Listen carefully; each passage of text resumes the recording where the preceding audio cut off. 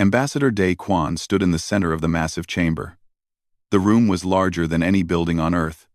Above him, thousands of aliens from different worlds watched from floating platforms. Their eyes, some with 3 or 4 pupils, stared down at him. Some had scales, others had fur, and some looked like living crystals. They were the Galactic Council, the rulers of this part of the universe. Day wore his formal uniform, dark blue with silver emblems. He kept his face calm, even though he knew what was coming. His hands were bound with energy chains that glowed purple. The chains didn't hurt, but they prevented him from moving his arms. The Velthari Archon spoke first. It was a tall creature with 6 arms and skin that shimmered like oil on water. Its voice came out in clicks and whistles, but the translator device in Day's ear turned it into words he could understand. Human representative, you have refused to follow Protocol 7 Alpha. You will not surrender your weapons. You will not give us access to your military systems. This is against our law. What do you say? Day looked up at the thousands of faces watching him. Somewhere far away, back on Earth, billions of humans were watching this broadcast. He thought about his wife, his 2 sons, and his daughter. He wondered if they were watching too. I have explained this many times, Day said. His voice was steady. Humans need to understand this galaxy before we disarm ourselves. We have only been in space for 200 years. We know almost nothing about the threats out here. How can we give up our only protection? A creature from the Draktar Empire slammed its clawed hand on a metal surface. The sound echoed through the chamber. This is exactly why humans are dangerous. You think only of war and weapons. All civilized species disarm when they join the Council. This is the law. Day shook his head slowly. We are not refusing forever. We are asking for time. Time to learn. Time to build trust. Is that so wrong? The Archon's skin changed color, turning darker. Time? You want decades. Perhaps centuries. Meanwhile, you hide your true military strength. Our scouts report weapons we have never seen. Ships that move faster than our sensors can track. You lie to us about your capabilities. The chamber filled with angry sounds. Aliens shouted in languages the translator couldn't handle fast enough. Day realized the truth in that moment. This wasn't really about following protocol. The Galactic Council was afraid of humans. They wanted Earth weak and defenseless before allowing them into galactic society. We have not lied, Day said, but his voice was lost in the noise. The Archon raised all 6 arms. The chamber became silent. The Council has voted. Ambassador Day Quan, you are found guilty of protocol violation, defiance of Council authority, and suspected military aggression. The sentence is death. Day felt his heart beat faster, but he forced himself to stay calm. He had known this might happen. Before leaving Earth, he had told his family he might not return. Still, knowing and experiencing were different things. You are making a terrible mistake, Day said clearly. Humanity will not forget this. The Archon gestured with one arm. A device descended from the ceiling. It looked like a metal ring covered in glowing symbols. The ring positioned itself around Day's body. Any last words? Human? The Archon asked. Day looked directly into the main camera that was broadcasting across the galaxy. He thought about Earth, about the green forests and blue oceans. He thought about the children playing in parks, the scientists working in laboratories, the soldiers training in bases. He thought about humanity's future. You've made a terrible mistake, he repeated. Then he added, humanity protects its own. The ring activated. White light filled Day's vision.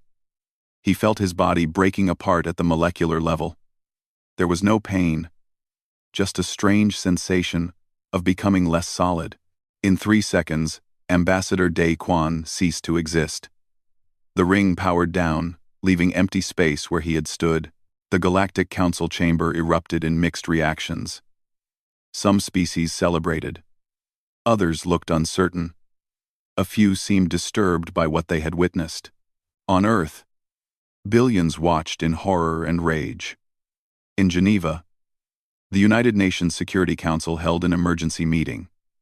Within minutes, they connected with military commanders across the globe. Admiral Tae Jin stood in the command center of the Earth Defense Fleet headquarters. He was a tall man with gray hair and hard eyes. He had fought in 3 wars before humans ever left their solar system. Now he commanded every warship humanity possessed, or at least the ships the galaxy knew about. "Sir, we have confirmation," a young officer said. "Ambassador Kwan is dead." Tae looked at the large screen showing the council chamber. He said nothing for a long moment. Then he turned to his communications officer.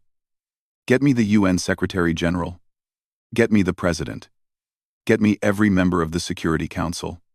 Now, while Tae made his calls, Captain Hana Yu received a message on her ship, the Silent Observer. She was 3 months away from Earth, mapping distant star systems. The message was short: "Return home immediately. Maximum speed. War protocols active." Hana looked at her crew. They were good people. All of them.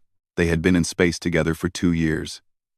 "Plot a course for Earth," she ordered. "Don't worry about fuel consumption. We're going home." In a secure facility beneath the Swiss mountains, Dr. Bo Sung stood in front of a massive metal door. The door had no handle, no keypad, no visible lock. It was marked with red symbols and warnings in 12 languages. Bo placed his hand on a scanner. Then he pressed his eye against another scanner. Finally, he spoke his authorization code. The door opened slowly, revealing a dark corridor beyond. Bo walked inside. He had hoped he would never need to enter this place. This was Vault Omega, where humanity kept its most dangerous secrets. 6 hours after Ambassador Kwan's execution, the United Nations voted. Every nation agreed. Every representative raised their hand. It was the fastest unanimous vote in UN history. Earth activated something called Omega Protocol. Most humans had never heard of it. Most thought it was just a rumor, a scary story. But it was real. And now, it was active. Admiral Tae composed a message. He kept it simple and clear. The message was transmitted to the Galactic Council using every communications channel Earth possessed. It was broadcast so loudly that even the farthest listening posts would hear it. "This is Earth.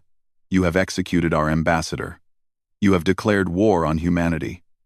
You have 72 hours to evacuate all your bases, stations, and ships within 50 light-years of our homeworld. After 72 hours, anything that remains in that zone is considered an enemy target and will be destroyed. You wanted to see what humans are capable of. You are about to learn. This is your only warning." The message ended. Across the galaxy, species that had celebrated Kwan's death suddenly felt uncertain. The humans had sounded very confident, too confident for a species that was supposed to be primitive and weak. In the Draktar Empire's military headquarters, generals laughed at Earth's threat. 50 light-years? They can barely defend their own moon. Send the Third War Fleet. It's time to teach these humans their place. The Velthari Archon studied the message more carefully. Something about the human admiral's tone bothered it. The Archon had lived for 4,000 years. It had seen many species rise and fall. The admiral's voice had reminded the Archon of something dangerous, absolute certainty. But the council had made its decision. The execution was done. Whatever happened next, there was no going back. On Earth, Admiral Tae Jin looked at the countdown timer. 72 hours. 3 days. In that time, humanity would prepare for war. But not the war the galaxy expected. The aliens thought they knew what humans were capable of. They were wrong. They were about to discover that humans had been lying about everything since the day they entered galactic space. Earth's survey ships were warships. The mining colonies were military bases. The primitive weapons were just the ones humanity had decided to show. Admiral Tae allowed himself a cold smile. Ambassador Kwan had been a good man, a peaceful man. He had died trying to prevent war. Now war was inevitable. But it wouldn't be the war the Galactic Council imagined. It would be something far worse. The Draktar Empire responded exactly as Admiral Tae Jin predicted. The Draktar were warriors, proud and aggressive. They had conquered 12 star systems in the past 100 years.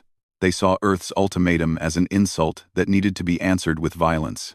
General Krotar commanded the Third War Fleet. He was massive even for a Draktar, with thick scales covering his body and 4 arms ending in razor-sharp claws. He had never lost a battle. His fleet consisted of 500 capital ships, each one larger than Earth's biggest space station. These humans think they can threaten the Draktar Empire?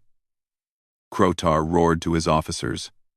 We will crush their pathetic world and take their resources.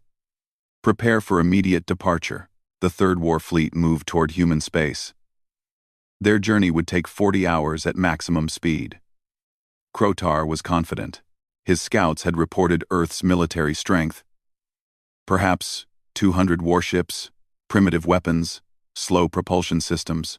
The battle would be over in minutes. On Earth's moon, Lieutenant Hyun Park sat at his communication station. He was young, only 25, but he had trained for this moment his entire adult life. His job was simple: make the enemy believe Earth was weak and unprepared. Sir, Draktar fleet detected, another officer reported. 500 capital ships, heading directly toward us. Hyun activated his console. He began broadcasting fake emergency messages. This is Luna Base to all Earth ships. We're detecting a massive enemy fleet. We need reinforcements. Repeat, we need immediate reinforcements. The messages were designed to be intercepted. The Draktar would hear human panic and believe their intelligence reports were correct. Meanwhile, the real Earth fleet was preparing in secret. Captain Hana Yu stood on the bridge of the Silent Observer. Her ship looked like a simple exploration vessel from the outside. It was painted white with blue markings and carried scientific equipment on its exterior. But that was all camouflage. The Silent Observer was humanity's first true warship, built using technology the Galactic Council didn't know existed. The ship could move through folded space, traveling distances in hours that should take weeks.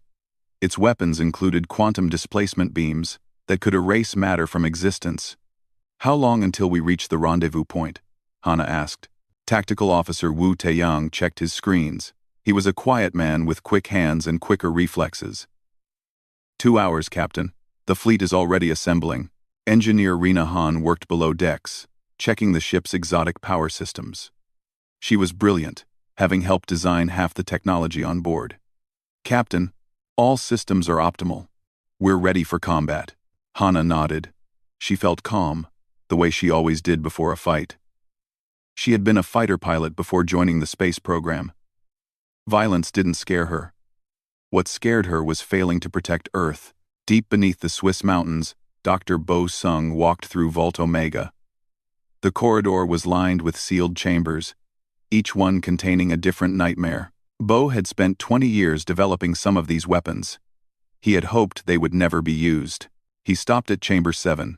Inside were antimatter warheads, each one powerful enough to destroy a small moon. Chamber 12 contained relativistic missiles that traveled at 90% of light speed. Chamber 18 held the Cascade devices, weapons that could destabilize a star and cause it to explode. Bo selected the weapons Earth would need. Not all of them. Not yet. But enough to send a message the galaxy would never forget. In Earth Defense Fleet headquarters, Admiral Tae Jin watched multiple screens showing ship positions. To the Galactic Council's sensors, Earth had 200 warships scattered across the solar system. That was what humanity had wanted them to see for the past 50 years. The truth was very different. Admiral, all ships are in position, his second-in-command reported. Tae studied the tactical display. 2,000 warships, hiding behind Earth's moon, inside asteroid fields, and in the shadows of Jupiter's moons. Every ship was equipped with stealth technology that bent light and sensor waves around them. They had been there for months, waiting. The Draktar fleet will arrive in 37 hours, Tae said. Let them come. Let them think they're winning. Then we show them what humans really are. 36 hours later, General Krotar's fleet arrived at the edge of human space. His sensors detected exactly what he expected. A scattered defense force of primitive warships, desperate communications, and clear signs of panic. They know they're going to die, Krotar laughed. All ships, advance. Destroy anything that moves. The Draktar fleet surged forward in attack formation. They were magnificent and terrifying, their ships bristling with weapons and covered in armor plating. 500 vessels moving as one, ready to annihilate the human race. Then everything changed. Space itself seemed to ripple. The stars bent and twisted, and suddenly, where there had been empty void, there were ships. Hundreds of ships. Then 1,000 ships. Then 2,000. The Earth Defense Fleet dropped out of stealth mode all at once. They appeared in perfect battle formation, surrounding the Draktar fleet on all sides. Every ship was painted matte black with red markings. Every ship had its weapons armed and locked on target. General Krotar stared at his screens in disbelief. This is impossible. Where did they come from? Our intelligence said. Our intelligence was wrong, his tactical officer whispered. Admiral Tae Jin opened a communication channel. His face appeared on every Draktar screen. General Krotar. I am Admiral Tae Jin of the Earth Defense Fleet. You have entered our space with hostile intent. You have come to destroy our world. You have made a terrible mistake. Krotar roared in defiance. You cannot scare us, human. We are Draktar. We are warriors. All ships, fire at will. The Draktar fleet opened fire. Energy beams and missiles filled space with light and death. It was an impressive display of firepower that would have destroyed most civilizations' defenses. Earth's ships didn't even slow down. The energy shields on human warships absorbed the attacks easily. Technology developed in secret, tested in hidden facilities, and perfected over decades, proved its worth. The Draktar weapons, considered powerful by galactic standards, were like throwing stones at a mountain. Return fire, Admiral Tae ordered calmly. The Earth fleet responded. Quantum displacement beams lanced out, touching Draktar ships and simply erasing them from existence. Railguns fired metal slugs at incredible speeds, punching through armor like it was paper. Missiles that could think for themselves hunted down targets, evading defensive fire with impossible agility. Captain Hana Yu brought the silent observer into the battle. Her ship moved like a ghost, appearing beside enemy vessels and firing before they could react. Wu Taeyang's targeting was perfect. Every shot found its mark. Enemy flagship, dead ahead, Wu reported. Target their command center, Hana ordered. Fire when ready. The silent observer's main weapon charged for 3 seconds, then it fired. The quantum beam hit General Krotar's flagship exactly at the bridge. The general had 1 second to understand what was happening before he and his entire command staff ceased to exist at the molecular level. The battle became a massacre. Draktar ships tried to run, but Earth vessels were faster. They tried to fight, but human weapons were stronger. They called for reinforcements, but the communications were jammed by Lieutenant Hyun Park's team back on Luna Base. In 17 minutes, it was over. 463 Draktar ships were destroyed. Only 37 managed to escape by making emergency jumps to faster than light speed. Those ships carried survivors who would tell the galaxy what they had witnessed. Admiral Tae Jin surveyed the battlefield. Debris floated where a proud war fleet had been. Broadcast this footage to every Galactic Council member, he ordered. Make sure they see what happens when you threaten Earth. The message went out across the galaxy. Species that had laughed at humanity's ultimatum stopped laughing. The Velthari Archon watched the battle recording 3 times, its skin flickering with colors that indicated deep concern. Humans had lied. They had pretended to be weak while building an overwhelming military force. They had smiled and nodded while the council made demands, all while preparing for this exact moment. On Earth, people celebrated in the streets. Their home was safe. Their military had proven itself.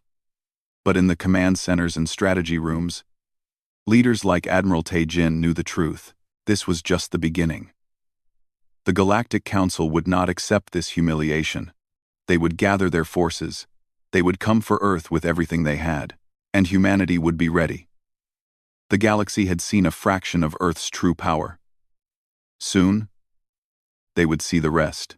Dr. Bo Sung stood in Vault Omega, looking at the weapons still locked in their chambers. The cascade devices remained sealed. The stellar destabilizers stayed in storage. Humanity had won this battle without using its most terrible weapons. That was good. Because if the galaxy forced Earth to use those weapons, there would be nothing left but empty space where civilizations once thrived. The war had begun, and the galaxy was starting to realize it had awakened something far more dangerous than it ever imagined. The destruction of the Draktar Third War Fleet sent shockwaves through the galaxy. Every species that was part of the Galactic Council received the same question from their leaders.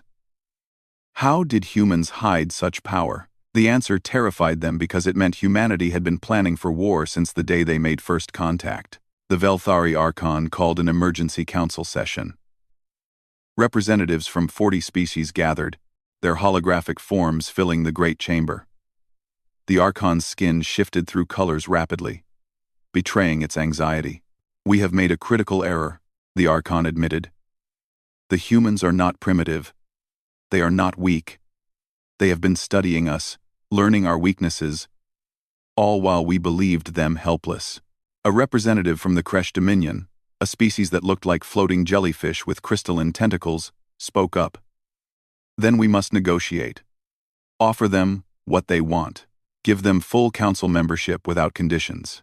"No," growled the new Draktar commander, a female warrior named Kira. Her predecessor had died in the battle. "We must gather every ship from every member species. We must show these humans that numbers will overwhelm them. The Draktar will not accept this humiliation." The council argued for hours. Some wanted peace, others wanted revenge. In the end, fear won. They decided to assemble the largest war fleet in galactic history and crush humanity before humans could grow even stronger. What the council didn't know was that Director Sora Min was listening to every word they said. Sora ran Earth's intelligence service, a network of spies and hackers that had infiltrated council systems years ago. She sat in a dark office in Seoul, watching the council meeting in real time.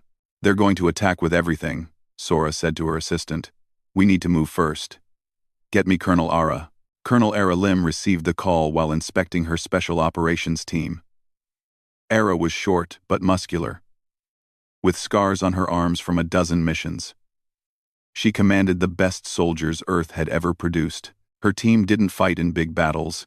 They struck from shadows, hitting targets no one expected. "We have new orders," Ara told her team. "The Council has communication hubs that connect all their territory. Without those hubs, their fleet can't coordinate. We're going to destroy them." Her demolitions expert, a cheerful man named Jay Kwan, grinned. Finally, some real work. Narration, the team's infiltration specialist, was already studying schematics. She was the quietest member of the team, but also the deadliest. She could bypass any security system, steal any secret, and disappear like smoke. "The Velthari communication hub is on Station Apex 9, Nari said. "Heavy security. Automated defenses. It will be difficult." "Good," Ara replied. "If it was easy, they wouldn't need us." Meanwhile, Captain Hana Yu received different orders. The silent observer was being sent deep into enemy territory. Not to gather information this time, but to eliminate specific targets. Admiral Taejin had given her a list of 17 names, the military commanders who were organizing the council's response. "These are assassination orders," Wu Taeyang said, reading the mission brief. Hana nodded. "Yes, the Admiral wants to cut off the head of their military before the body can attack." "Can we reach all 17 targets?" Engineer Rina Han looked up from her console. "The silent observer is the fastest ship humans have built. We can reach them. The question is whether we should." "Should?" Hana asked. Rina hesitated. "Captain, these are assassinations. Once we cross this line, there's no going back. We'll be the ones who brought targeted killings to galactic warfare." Hana understood Rina's concern, but she also remembered watching Ambassador Kwan's execution. "They executed our ambassador on live broadcast, Rina. They wanted to humiliate us. They chose this path. We're just following where it leads. The silent observer jumped to faster than light travel, heading toward Draktar space. Colonel Ara's team moved first. They approached Station Apex 9 in a ship disguised as a civilian transport. The station was enormous, a floating city where thousands of Velthari lived and worked. At its center was the communication hub that connected 17 star systems. Nari worked her magic at the security checkpoint. She had forged credentials, fake biometric signatures, and a cover story about delivering medical supplies. The guards waved them through without a second look. Inside the station, the team split up. Jaquan headed to the power generation sector, carrying explosives disguised as maintenance equipment. Ara and 2 other soldiers secured the route to the communication hub. Nari went ahead to disable the security systems. Security cameras are on a loop, Nari whispered into her communicator. You have 15 minutes before anyone notices. Ara's team moved quickly through the corridors. They passed Velthari civilians who had no idea that humans were walking among them. Ara felt no hatred for these people. They were just living their lives, but their leaders had made a choice. And now everyone would pay the price. The communication hub was protected by heavy doors and automated weapons. Jay placed shaped charges on the doors while Ara's team dealt with the security systems. The charges detonated with a muffled boom, and the doors fell inward. Inside, Velthari technicians looked up in shock. How did you get in here? One of them demanded. Doesn't matter, Ara said. She raised her weapon. Everyone out. Now. You have 30 seconds. The technicians ran. Ara didn't want to kill civilians if she could avoid it. Her team entered the hub, and Jay began placing the real explosives. These were sophisticated devices that would destroy the equipment without damaging the station's hull. No one would die except the communication network. Charges set, Jay reported. We have 2 minutes to get clear. They ran. Behind them, alarms started blaring. Station security had finally realized something was wrong. But by the time they reached the hub, Ara's team was already back at their ship. The charges exploded. The communication hub disintegrated in a flash of light. 17 star systems lost contact with each other instantly. The Council's ability to coordinate a large-scale military response had just been crippled. Far away, in Draktar space, Captain Hana Yu prepared for her first target. The Draktar High Command was meeting in their war room, planning revenge against humanity. The building was protected by shields, guard towers, and several hundred soldiers. The silent observer approached invisibly, its stealth systems making it undetectable. Hana positioned the ship directly above the war room. Only 3 kilometers up. Target locked, Wu reported. I have a clear shot on the command center. Are all 16 commanders in the room? Hana asked. Confirmed. Heat signatures match all targets. Hana took a deep breath. She was about to kill 16 people without warning. Without a fight. Without giving them a chance to surrender. It felt wrong, but Ambassador Quan hadn't been given a chance either. Fire. The quantum displacement beam was silent and invisible. It struck the war room with perfect precision. Every molecule in a 10-meter sphere simply ceased to exist. The 16 Draktar commanders, along with their strategic plans and tactical displays, were erased from reality. The building collapsed inward where the war room had been. Sirens wailed. Soldiers ran in every direction, searching for an attacker they couldn't see. The silent observer was already gone, jumping away to the next target. Over the next 3 days, Hana and her crew eliminated every commander on Admiral Taejin's list. Some died in their offices. Others died in their homes. 2 died on their private ships. Each strike was clean and precise. No collateral damage. No witnesses. Just targets that stopped existing. The Galactic Council descended into chaos. Communication networks were failing. Military leaders were disappearing, and no one could explain how the humans were doing it.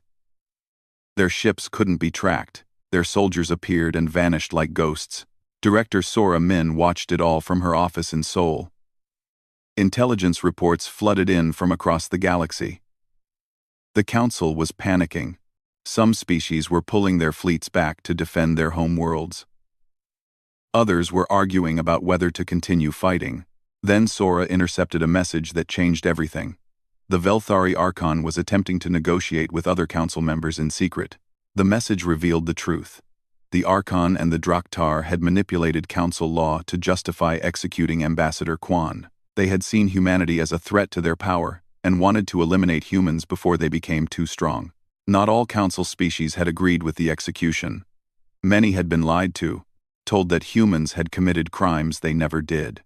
Sora immediately sent this information to Admiral Taejin. "Sir, we can break the council apart.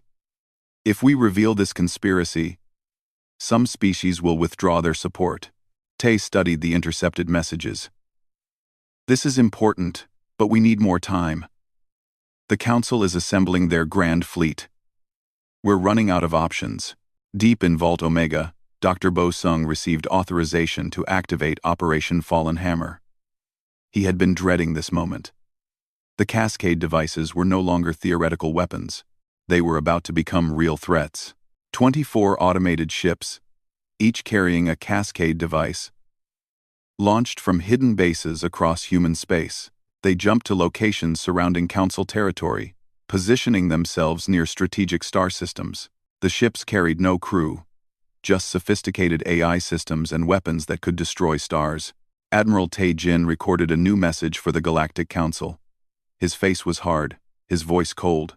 "This is Admiral Taejin. We know about your fleet. We know you're planning to attack Earth with overwhelming numbers. So let me make something very clear. We have positioned weapons near 40 of your star systems.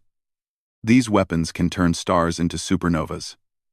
If your fleet attacks Earth, those stars die. Billions of your people die. Your civilizations end. This is not a bluff. We will do it. Pull back your fleet, or face extinction." The message was broadcast across the galaxy, and for the first time since this war began, the Galactic Council faced a choice: negotiate with humans, or risk losing everything. The Grand Fleet assembled in neutral space. More than 10,000 warships from 40 different species gathered together. It was the largest military force ever created in this part of the galaxy. The ships formed a massive cloud of metal and energy that could be seen from distant star systems. Commander Leah Park watched the enemy fleet through Earth's long-range sensors. She was in charge of coordinating the planet's defensive grid. Weapons, platforms orbited Earth, hidden in the asteroid belt, positioned on the moon, and placed at every strategic point in the solar system. If the fleet attacked, Earth would fight with everything it had. "That's a lot of ships," one of her officers said quietly. Leah nodded. "Yes. But numbers aren't everything. Wars aren't just won with weapons. Sometimes they're won with information." On the other side of the galaxy, intelligence analyst Eun Lee was proving Leah's point. Eun worked for Director Sora Min, and she had spent the last 2 weeks analyzing every communication the Council had sent. She had found something important. "Director, you need to see this," Eun said, her voice excited. She displayed her findings on a large screen. The execution of Ambassador Quan wasn't voted on by the full Council. Only the Velthari and Draktar factions voted. They manipulated the records to make it look unanimous. Sora leaned forward, studying the evidence. "Can you prove this?" "I have the original voting records. They were deleted, but I recovered them from backup servers. 19 species never voted at all. They were told after the fact that the execution had been approved by everyone." "This is exactly what we need," Sora said. "Send this to Captain Hana immediately." Captain Hana Yu received the information while the silent observer was hiding in the shadow of a dead moon. She was watching the Council's grand fleet from a distance, unseen and undetected. The evidence Eun had discovered changed everything. "We can break them apart," Wu Taeyang said, reading the data. "If we broadcast this, some species will withdraw their ships." Hana made a decision. "Rena, can you hack into the fleet's communication network?" Engineer Rena Han smiled. "Their security is good, but not good enough. Give me 30 minutes. Rena worked her technical magic. She broke through firewall after firewall, bypassing security systems that were supposed to be impossible to breach. Finally, she gained access to the fleet's main communication channel. "We're in," Rena announced. "Every ship in that fleet can receive our broadcast." Hana contacted Admiral Tajin on Earth. "Sir, we have evidence that proves the execution was a conspiracy. We can broadcast it to the enemy fleet." Tay understood immediately. "Do it. Let's see how loyal they are when they discover they've been lied to." Hana took a deep breath. She activated the broadcast. Her face appeared on screens across the Grand Fleet, interrupting whatever the crews were watching or doing. 10,000 ships suddenly saw a human captain speaking to them. "I am Captain Hana Yu of Earth. You are here to attack my homeworld because you believe we are criminals who deserve punishment. You believe the Galactic Council voted unanimously to execute our ambassador. That is a lie." She began presenting the evidence. Original voting records appeared on the screens. Communication logs showed the Velthari Archon and Draktar leaders planning the execution in secret. Internal messages revealed their true motivation. They feared humanity's potential and wanted to eliminate the threat before humans became too powerful. 19 of your species never voted to execute Ambassador Quan," Hana continued. "You were deceived. The Velthari and Draktar manipulated council law for their own purposes. They wanted war with Earth, and now they're asking you to die for their lie." Chaos erupted in the fleet. Ships from different species began communicating with each other, demanding answers. Some commanders tried to contact their governments back home. Others simply didn't know what to believe. The Kresh Dominion was the first to withdraw. Their 17 ships broke formation and jumped away, refusing to be part of a genocide based on lies. The Zelkor Unity followed, pulling back 32 vessels. Then the Pax Collective, the Orn Coalition, and more. Within 2 hours, 17 species had withdrawn their ships from the fleet. The massive force of 10,000 vessels had shrunk to less than 2,000. Only the most loyal allies of the Velthari and Draktar remained. The Velthari Archon tried to maintain control. "This is human propaganda. Don't believe their lies. We must stay united." But the damage was done. The council was broken. The Grand Fleet was no longer grand. Admiral Tajin saw his opportunity. Instead of attacking the confused and divided fleet, he made a different choice. He broadcast a message to every remaining ship. "This is Admiral Tajin of Earth. You have seen the truth. The execution of Ambassador Quan was murder, ordered by leaders who feared human progress. We do not seek to conquer the galaxy. We seek justice for our ambassador and the guarantee that Earth will never be threatened again.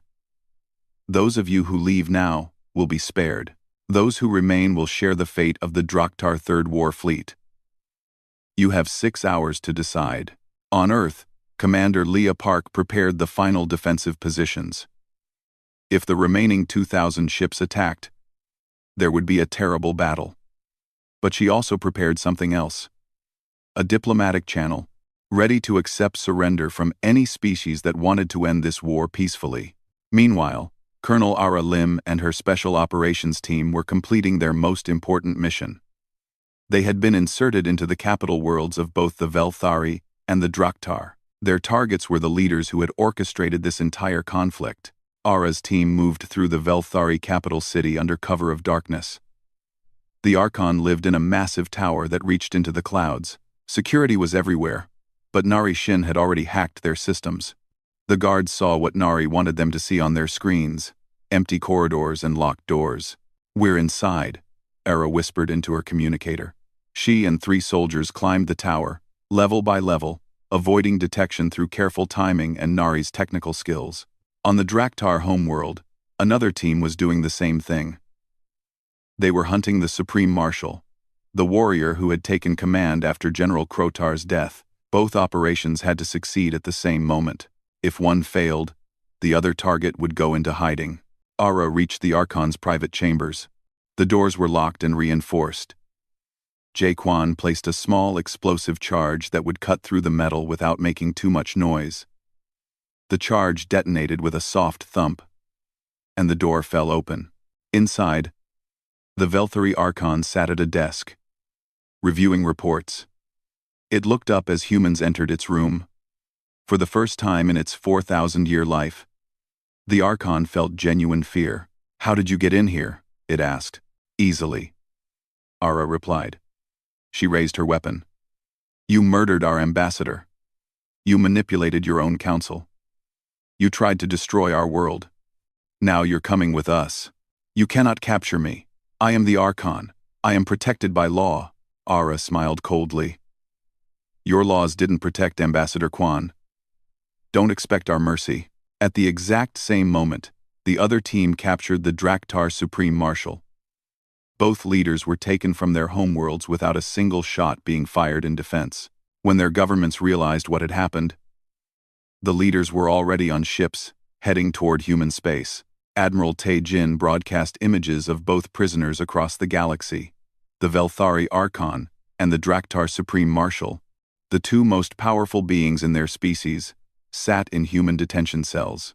"This is what happens when you threaten Earth," Te said simply. The remaining 2,000 ships in the Grand Fleet suddenly faced a very different situation. Their leaders were captured. Their alliance was broken. Ahead of them, Earth's defenses waited. Above them, the threat of cascade devices remained. Behind them, their own people were demanding answers. One by one, ships began to turn away. First a few dozen, then hundreds. The crews had families, homes, lives they wanted to return to. They had been told they were fighting criminals. Now they knew the truth, and they wanted no part of this war. By the end of 6 hours, less than 300 ships remained. These were true believers. Warriors who would fight regardless of truth or lies. Admiral Te Jin looked at them with something almost like pity. "Last chance," he broadcast. "Leave now, or you will be destroyed." 147 ships chose to leave. The remaining 153 chose to attack. It was their last choice. Earth's fleet, having moved into position during the negotiations, eliminated them in 8 minutes. The war was over. Earth had won not through overwhelming force alone, but through intelligence, strategy, and the willingness to expose the truth even to their enemies. Dr. Bo Sung received orders to deactivate the cascade devices. The weapons were powered down and recalled to their hidden bases. Humanity had held the power to destroy stars, but had chosen not to use it. That restraint would be remembered by every species in the galaxy. Director Sora Min sat in her office, watching reports come in from across galactic space. The Galactic Council was in chaos. Some species were calling for complete dissolution of the Council. Others wanted to rebuild it with new rules. Everyone agreed on one thing. The old order was dead. "We did it," Unli said quietly. "We actually did it," Sora nodded. "Yes, but now comes the hard part. Winning the war was one thing.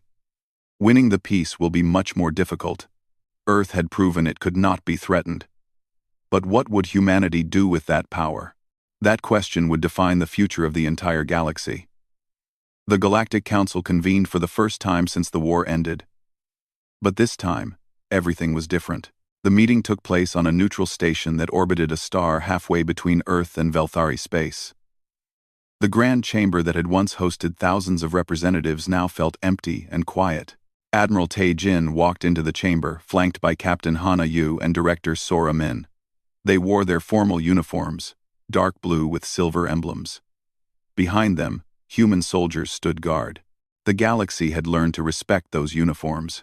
The Velthari Archon and Draktar Supreme Marshal were brought in next, but not as leaders. They wore restraints on their arms and walked between guards. Their proud postures were gone. They looked like what they were, prisoners facing judgment. 40 species sent representatives to witness the trial. Some appeared in person, others sent holographic projections. Every species that remained in the council wanted to see how humans would handle justice. Prosecutor Jin Huang stepped forward. He was an older man with gray hair and sharp eyes. Before the war, he had been a judge in Seoul. Now he represented Earth in the most important trial in galactic history. "The charges are clear," Jin began. His voice was calm but firm. These two individuals conspired to execute Ambassador Day Quan without proper legal authorization. They manipulated council records to hide their actions. They attempted to start a war of extermination against humanity. The evidence is overwhelming. Jin presented everything. The recovered voting records showed how the vote had been faked. Communication logs revealed the conspiracy. Witness testimony from council members confirmed that they had been deceived. For 3 hours, Jin systematically destroyed any defense the prisoners might have offered. The representatives watched in silence. Some had believed the Archon's lies. Others had suspected the truth but said nothing. Now they all witnessed the consequences of their silence. When Jin finished, a Kresh representative spoke. "What punishment does Earth seek?" Everyone expected the answer to be execution. The Velthari and Draktar had killed a human ambassador. By any standard of justice, they deserved to die. But Commander Leah Park stood up and surprised the entire galaxy. "We could execute them," Leah said. "They certainly deserve it. But that would make us no better than them." Ambassador Quan died because these leaders feared humanity. If we kill them now, we prove that fear was justified. She paused, letting her words sink in. Instead, we propose a different sentence. Both prisoners will serve as laborers, building a memorial station in honor of Ambassador Quan. They will work for 10 years, creating something that honors the man they murdered.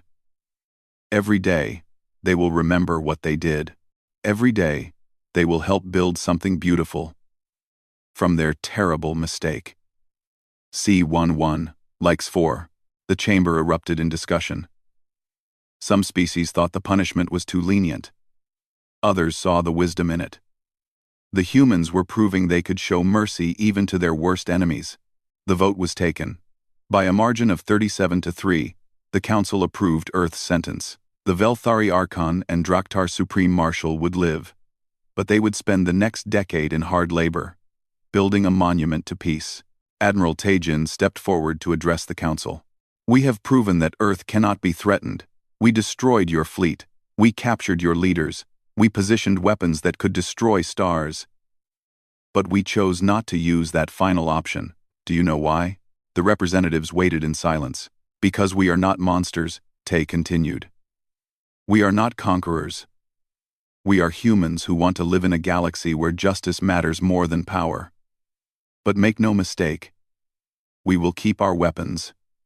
We will remain strong, and if anyone ever threatens Earth again, they will learn the same lesson the Draktar learned." Dr. Bo Sung was watching the proceedings from Earth.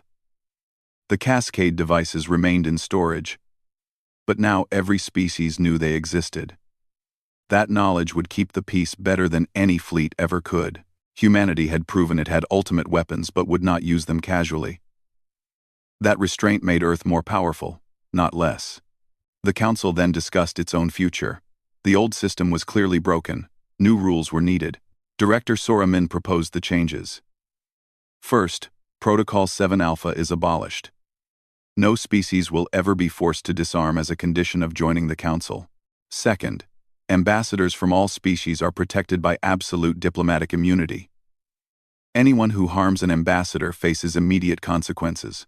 Third, humanity receives a permanent seat on the new Security Directorate, with veto power over military actions. There were objections, of course. Some species thought humans were demanding too much. But a Zelkor representative spoke up. "The humans won the war. They could have destroyed us all.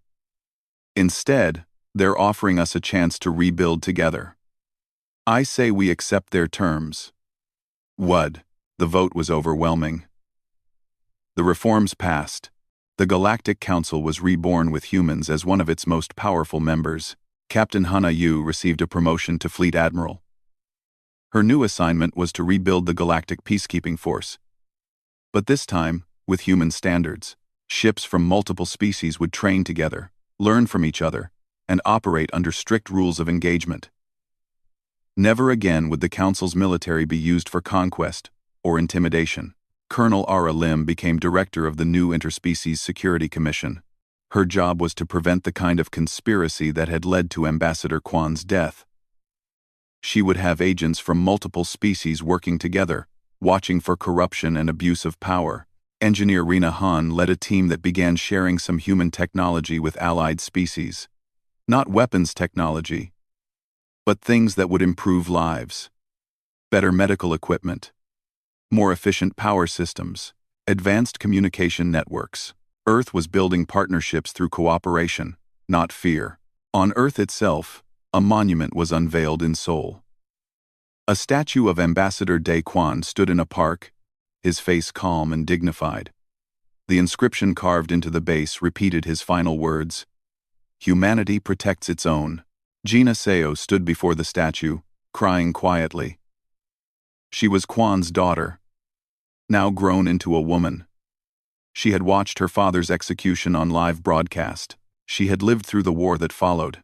Now she dedicated her life to maintaining the memorial and teaching young people about the importance of peace. "Your sacrifice wasn't in vain, Father," Gina whispered. "The galaxy is different now because of you." Admiral Tae-jin returned to Earth after the trial. He walked through the Defense Fleet headquarters, visiting the command centers and meeting with officers. These men and women had prepared for war, fought brilliantly, and won decisively. Now they faced a different challenge: maintaining peace while staying ready for conflict. "We can't forget what we learned," Tae told a gathering of senior officers. "The galaxy respects strength.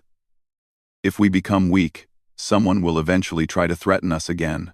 We must remain powerful, remain vigilant, and remain united." But he also added something important.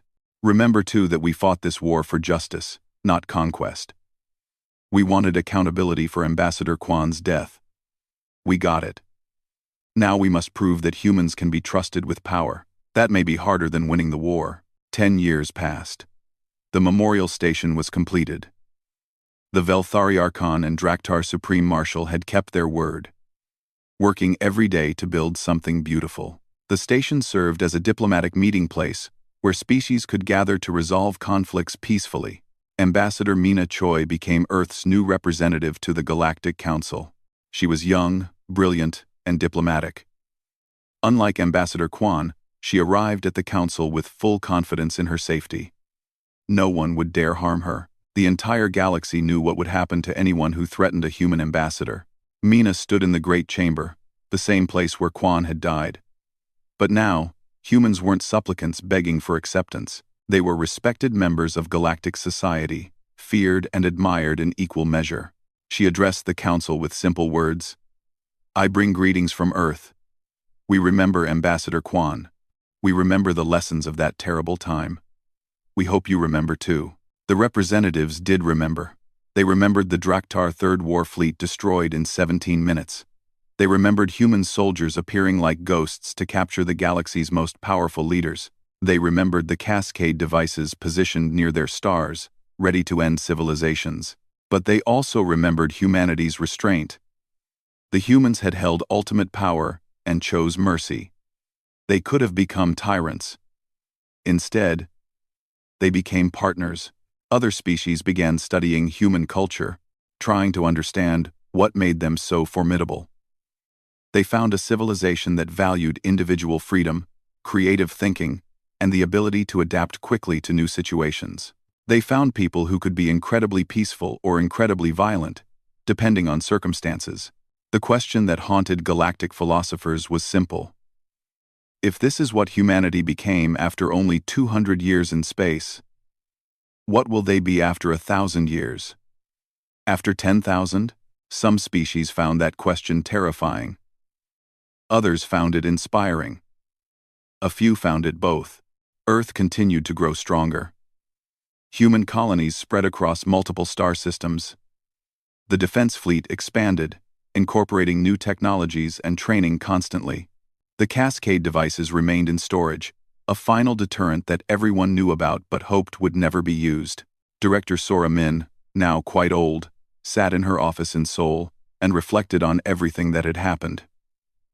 "We were lucky," she told her successor, a young woman named Ha Ri. "The council underestimated us at exactly the right moment. If they had waited another 50 years, we might not have been ready. Hari nodded. But we were ready. And now, the galaxy knows it. Sora smiled. Yes. But remember, our strength isn't just military power. It's our willingness to fight for justice, our ability to show mercy, and our commitment to building something better than what came before. That's what makes humanity truly dangerous. We can win wars and win hearts at the same time. The galaxy had entered a new age. The old council, with its corruption and abuse of power, was gone.